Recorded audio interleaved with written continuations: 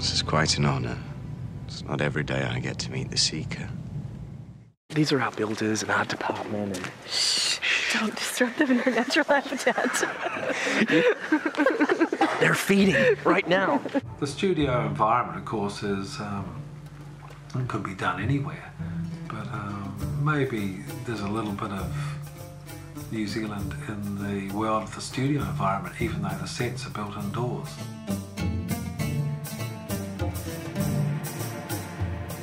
It's hard to imagine, what a fantasy world would really look like, but when you go to New Zealand, it just seems to lend itself to this kind of storytelling. New Zealand is a great place for the fantasy world because it was settled late in the world's history, and because the people who lived there originally didn't mess it up in advance. New Zealand offers a great landscape and great crews and great stunts, and we can realize a world and bring it fully to life in order to deliver the entertainment value that the audience wants from this particular genre.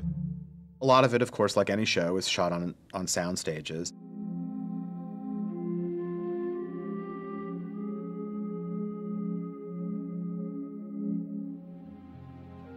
When you're surrounded by this, you can lose yourself easily. Totally, yeah, just like tromping through and having to climb up over rocks and stand on things and twigs breaking under your feet and everything. It's not like we have to work with like a 1 meter radius. They've got this. I mean, this is huge. This is massive. This is a field of death.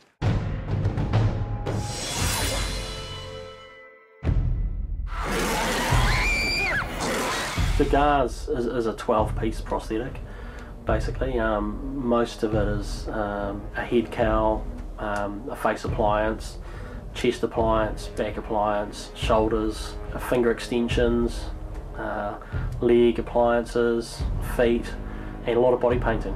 Awesome.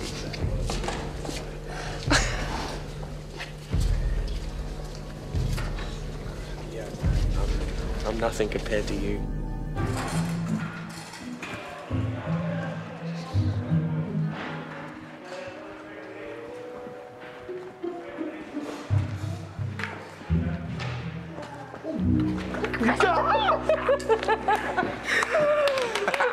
You did! We got you! Yes, mistress. How does it feel to be in something that's not like normal clothes? Quite heavy. Yeah. Especially after having lunch. Yeah, right. It's all real leather, eh? And everything. Yeah, It's quite heavy, eh? Yeah.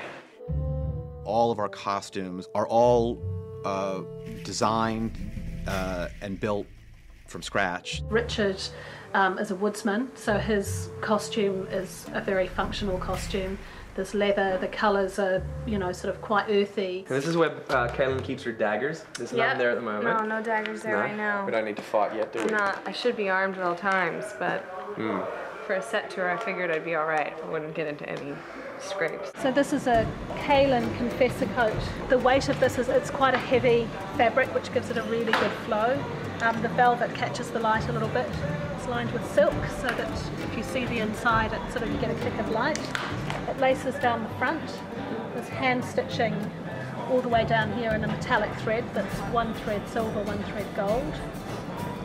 And then down the back we've sort of got this lacing system, which is a design detail, but also we can thread this through with elastic, which means that we can sort of give more movement across the back, but still keep the shape. So that's kind of useful for the stunts and action sequences.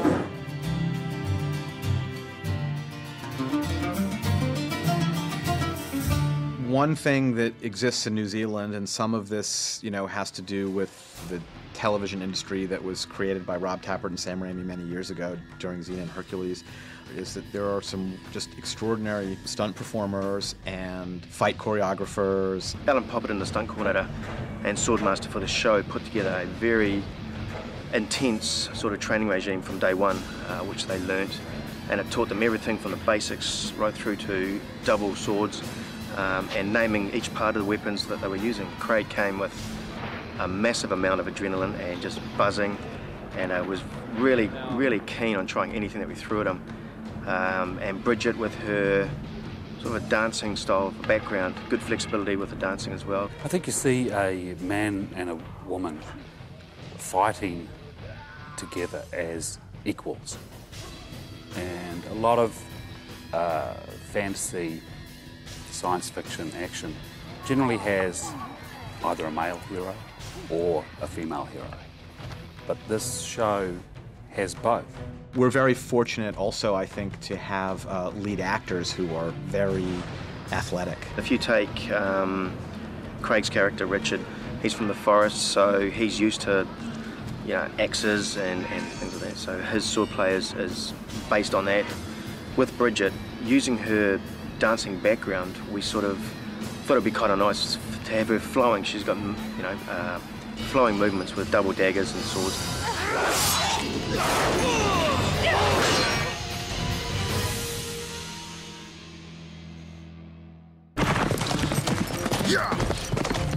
The horses that we got on set belong to Wayne McCormick, who is, we call him the Gentle Giant. He is an absolute pleasure to work with on set. Him and his horses, it's just this calming effect.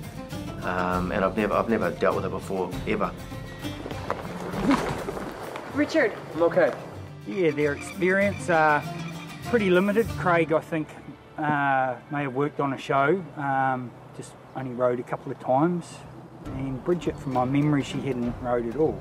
In one way, it's quite an advantage to us because we can mould them, and sometimes it's harder to change habits and what it is to show them the basics right from the start, and mould them how we want. So we had them out here every day for probably three weeks or more, and yeah, they're both fairly confident riders now. Craig especially very confident, and he's quite an accomplished horseman in a short time, so they're a pleasure to work with, make our job easy, you know. We do a lot with surprisingly little. There are also, you know, some incredibly talented artists in New Zealand. We continue to be blessed with working with people who are just total professionals and bring all kinds of qualities that we had never hoped for as producers. I think that the ability of the people in New Zealand to make many, many loaves and fishes out of one loaf of bread and one fish is astonishing.